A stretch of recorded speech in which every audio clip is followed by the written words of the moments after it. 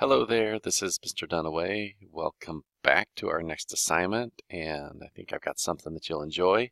It'll give you a little bit of fun and a little bit of experience in a couple other things that you're able to do in Microsoft Word that maybe you haven't noticed yet. Some of you might have seen this already as well. I am going to work through this with you and ask you just like we did in the last assignment, just whatever I do on the screen, you do. I'm going to start this assignment and then you'll have time to go ahead and finish it once you see what I want you to do. It's kind of a cool, fun way to learn about some of the imaging that you can do in Microsoft Word. So to begin with, go open Microsoft Word on your computer, and it's either down here in the Start, or you might have an icon along here in the bottom. If you have that one, you can click on it, or you might have an icon on your desktop, kind of depending on how your desktop is set up. So what I'm going to do is I'm going to double click here, and this should come up on your screen. Just go to a new document, double click there, and now you have a document on your screen, hopefully. Pause this video as I go to make sure that you keep up. I just maximize my screen by clicking the square in the upper right hand corner.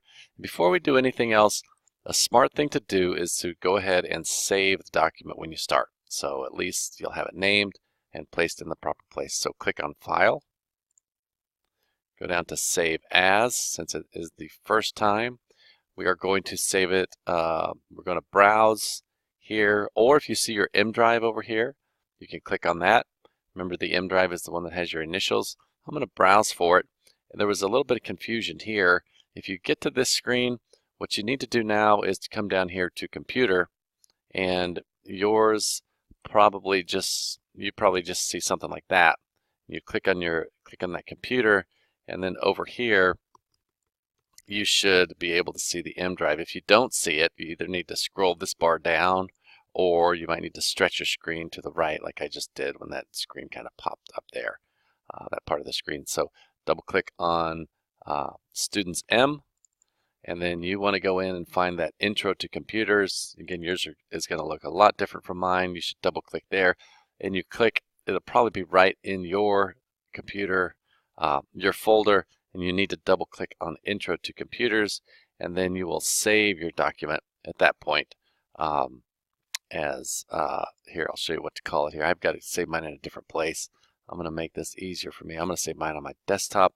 I'd like yours, like I said, in your M drive. So you're in your M drive. Name this Alphabet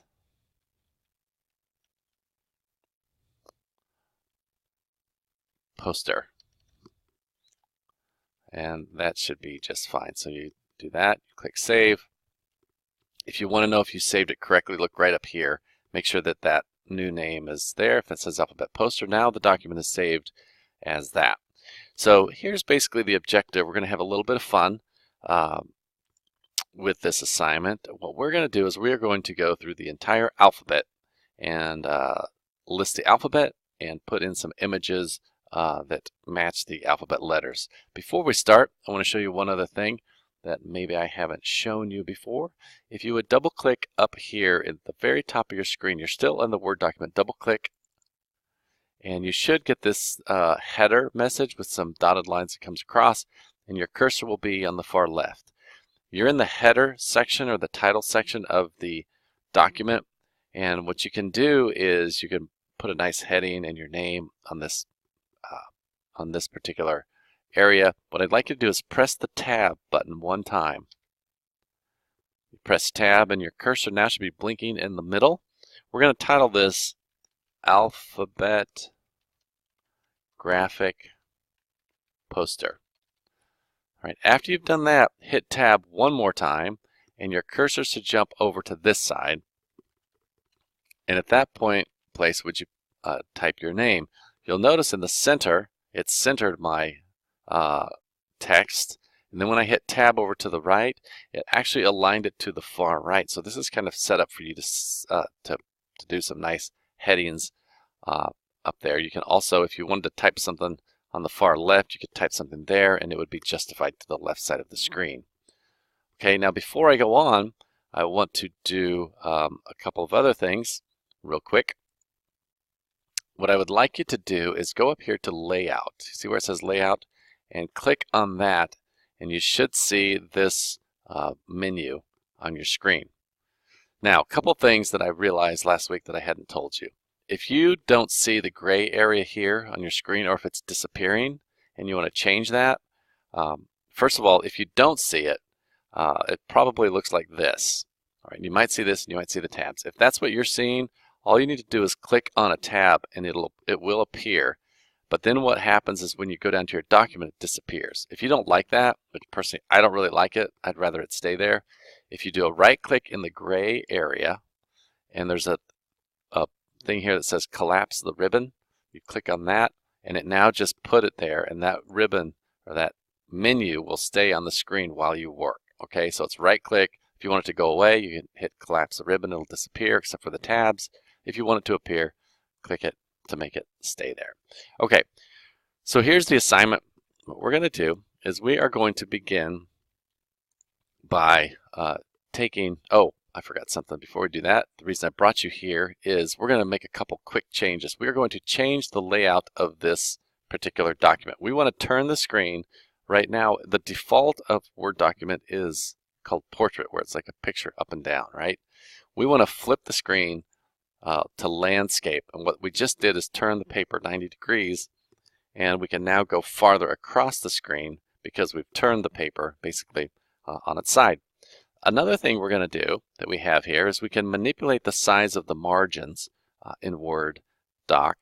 So if you click on margins, again, it defaults to a normal setting, which basically gives you 1 inch. If you see the little square drawn, the little lines there, it's showing you have 1 inch of space all around the paper. Well, we can change that to all kinds of different things. We can make the margins really big. You can make a couple columns if you want to. I don't want to do that. There's a default setting there, an old Office default setting there.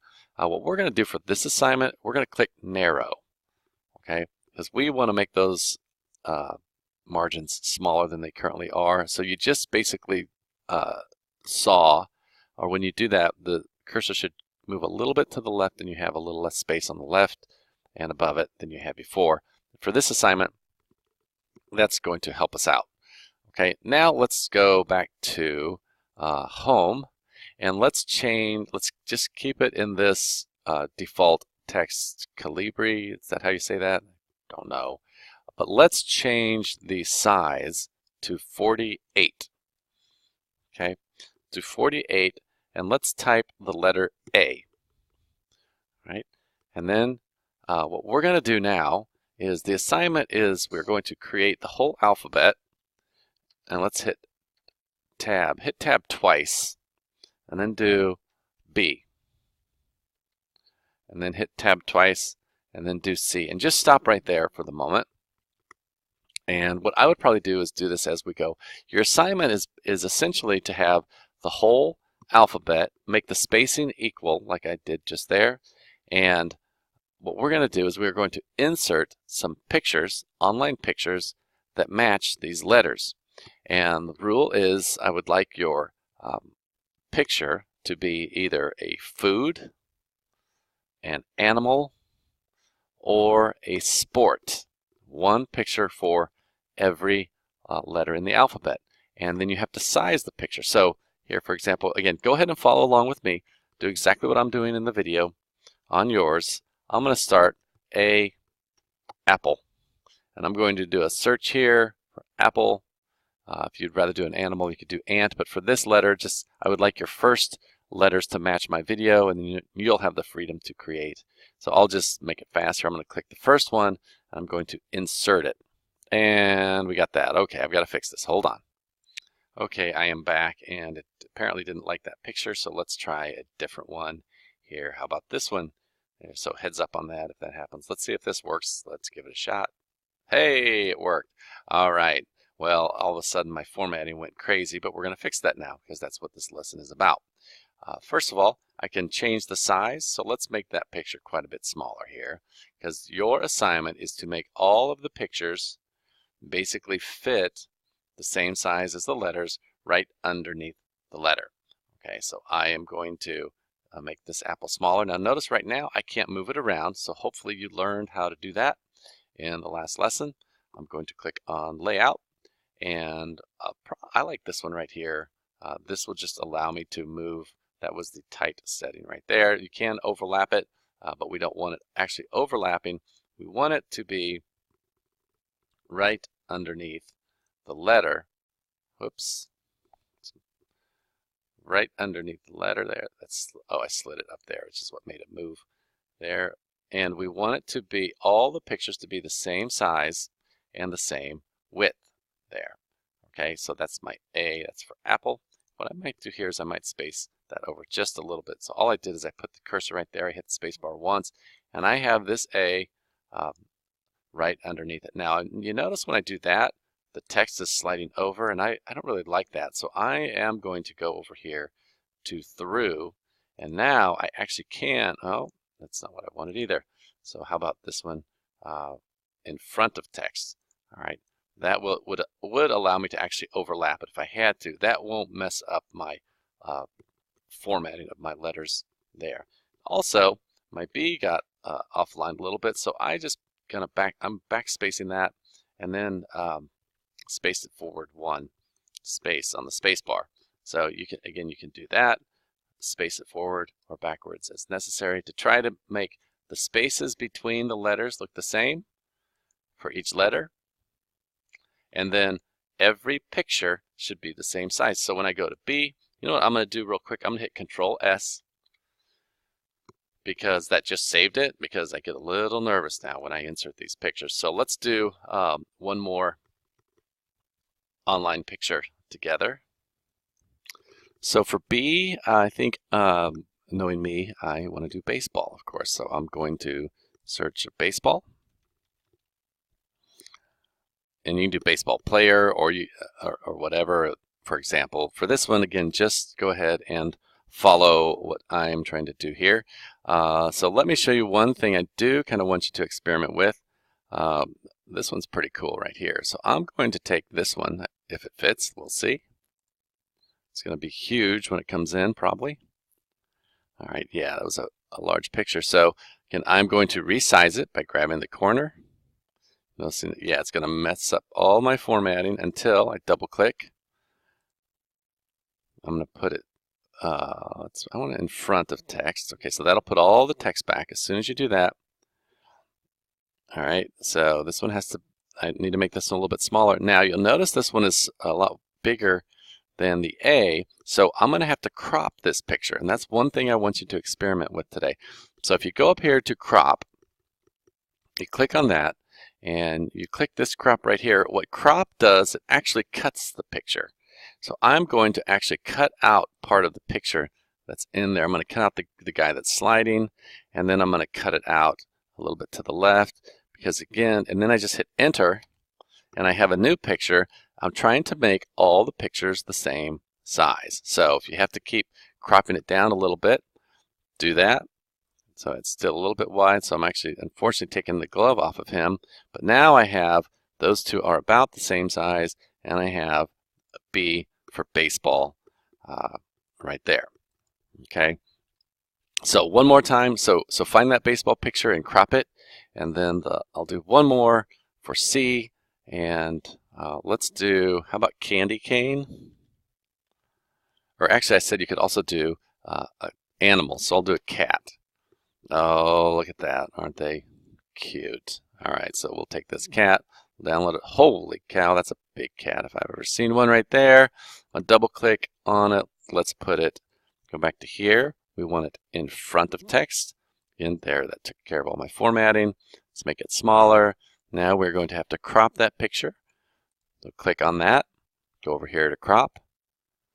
Click crop there and make that cat a little bit smaller so that it fits on the same size as, whoops, hit enter to make it crop. It's still a little bit thick, so let's crop it down just a smidge more, because we want, if I did too much, hit Control and Z, that'll put it back.